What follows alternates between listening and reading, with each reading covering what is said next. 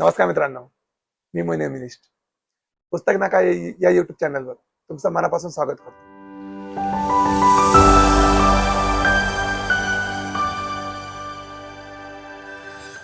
आज जागतिक पुस्तक दिनानिमित्त मी तुमच्यासोबत एक फार खास विषय शेअर करणार आहे.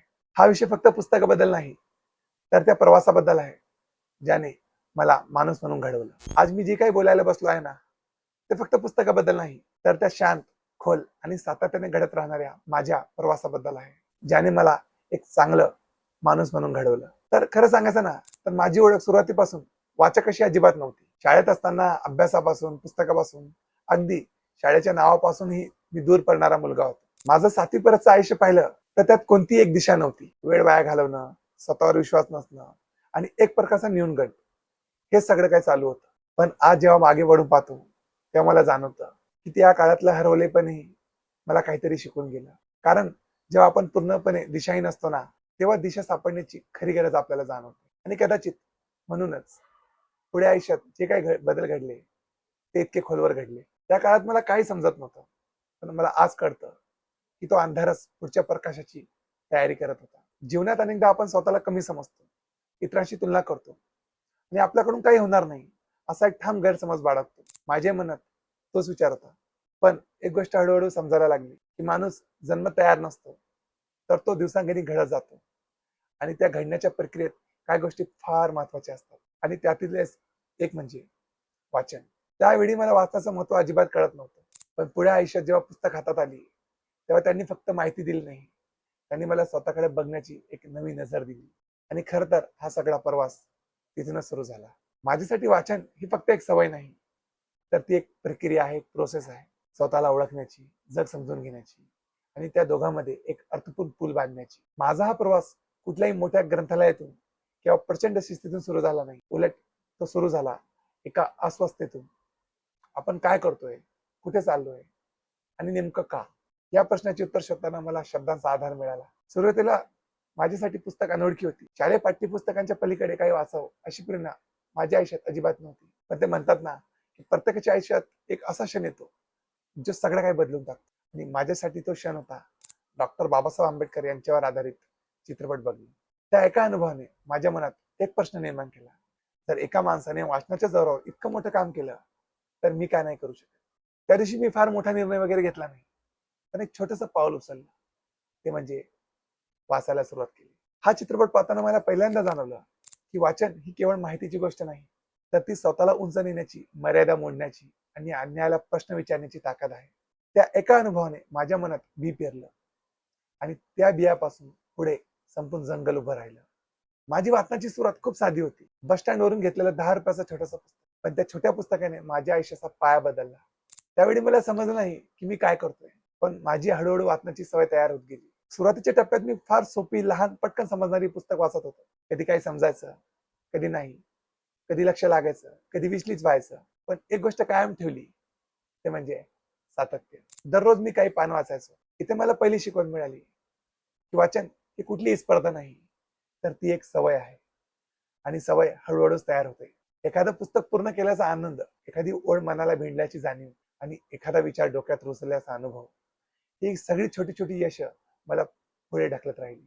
या काळात मला हेही उमगलं की पुस्तक निवडणं हा एक कौशल्य आहे. सुरुवातीला योग्य पुस्तक निवडले नाही तर वाचन कंटाळवाणं वाटू शकतं. पण योग्य पुस्तक मिळालं ना, की ते पुस्तक आपल्याला सोडत नाही. यानंतरचा टप्पा माझ्या विचारांचे घडण करणारा होता.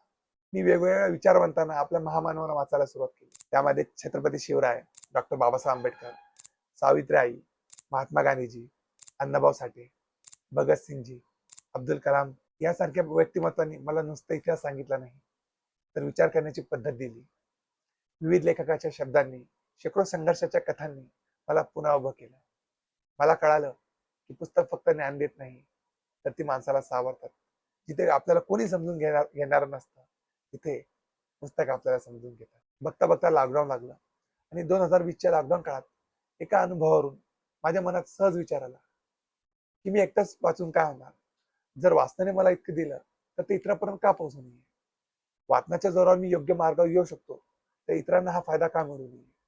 आणि याच विचारातून मी स्टडी बंकर सर्वांसाठी सुरू केलं, जिथे कोणी कधी येऊ शकतो आणि मनसोक्तपणे वाचू शकतो. आणि इथूनच वी रीड या वाचन चळवळीला सुद्धा सुरुवात झाली. सुरुवातीला हा एक छोटासा प्रयत्न होता. वाचनाचे अनुभव शेअर करणं, लोकांपर्यंत पुस्तकं पोहोचवणं, पुस्तकांची ओळख करून देणं, लोकांना वाचायला प्रेरित करणं, वाचनाची सवय लावणं, इत्यादी इत्यादी. आणि हळूहळू लोक जोडले गेले. कुणीतरी मेसेज करून मला सांगितलं की त्यांनी पहिलं पुस्तक हातात घेतलं. कोणीतरी सांगितलं की त्याच्या घरात वाचनाची सवय लागली. हे प्रतिसाद केवळ फक्त आकडे नव्हते, तर ते एक जिवंत अनुभव होते. वी रीड पुढे हळूहळू एक कम्युनिटी बनत गेला, जिथे लोक फक्त पुस्तकाबद्दल बोलत नाही, तर विचार शेअर करतात, प्रश्न विचारतात आणि एकमेकांना पुढे ढकलतात. या वाचन चळवळीने मला शिकवलं की वाचन ही एक व्यक्तिगत गोष्ट असली तरी तिचा परिणाम हा सामूहिक असतो. आज मला वाटतं की वाचन ही फक्त वैयक्तिक गोष्ट नाही, तर ती एक चळवळ आहे. आणि ही चळवळ जितकी पसरते तितका आपला समाज बदलतो. त्यानंतर 2021 मध्ये माझ्या आयुष्यात एक मोठा टर्निंग पॉईंट आला आणि शरद तांडे सरांनी स्वप्नील कोलते साहित्य पुरस्कार मला जाहीर केला. हा पुरस्कार माझ्यासाठी फक्त सन्मान नव्हता, तर एक विश्वास होता की मोईन, तू योग्य दिशेने चाललायस, असं कोणीतरी सांगितल्यासारखं मला वाटलं. आणि या एका क्षणाने माझ्या आत पुन्हा ऊर्जा निर्माण केली आणि तिथून पुढे मी अजून जास्त डेडिकेशनने काम करायला लागलो. आणि या कामातून मला एक गोष्ट स्पष्ट झाली, बहुतेक लोकांना वाचायचं आहे, पण सुरुवात कशी करायची हे समजत नाही. वेळेचा अभाव, योग्य मार्गदर्शनाची कमतरता आणि सततच्या डिजिटल विचलनामुळे वाचन मागे पडतं. पण जेव्हा त्यांना योग्य पुस्तक सुचवलं जातं, थोडंफार मार्गदर्शन दिलं जातं, तेव्हा ते वाचायला लागतात.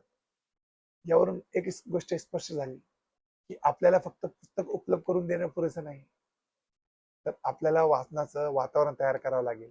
घरात, शाळेत, समाजात जिथे पुस्तक सहज उपलब्ध असतील, चर्चा होईल, वाचनाला प्रोत्साहन मिळेल. हीच खरी वाचन चळवळ आहे, जिथे प्रत्येक जण वाचक आहे आणि प्रत्येक जण इतरांना वाचायला प्रेरित करतो. आजच्या काळात जिथे माहितीचा प्रचंड ओघ आहे, तिथे वाचनाचं महत्व अधिक वाढतं. कारण वाचन आपल्याला निवडायला शिकवतं, काय महत्वाचं आहे, काय नाही, काय खरं आहे, काय नाही. वाचन आपल्याला संयम शिकवतं, लक्ष केंद्रित करायला शिकवतं आणि सखोल विचार करण्याची सवय लावतो. हे सगळं काही आपल्या वैयक्तिक आयुष्यासाठीच नाही, तर समाजासाठीही अत्यंत आवश्यक आहे. एक विचारशील समाज घडवायचा असेल तर वाचन हा त्याचा महत्वाचा पाया आहे, असं मला वाटतं. त्यानंतर पुढे या सगळ्या प्रवासात माझं आणखी एक मोठं स्वप्न सुद्धा पूर्ण झालं, ते म्हणजे कौटिल्य स्कूल ऑफ पब्लिक पॉलिसीमध्ये ऍडमिशन घेण्याचं.